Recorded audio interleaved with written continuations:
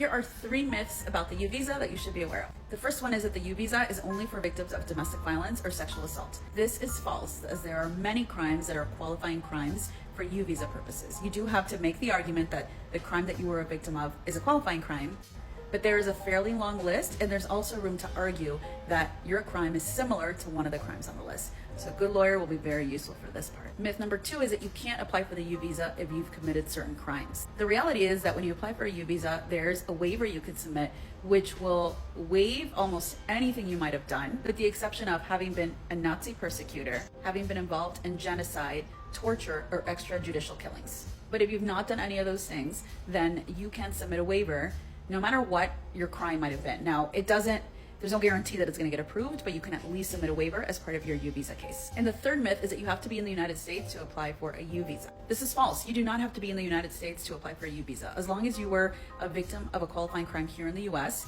you could have been deported even. You could be outside the country and still apply for a uvisa from outside the country. I'm attorney Carla Casas. Follow and like for more information on immigration.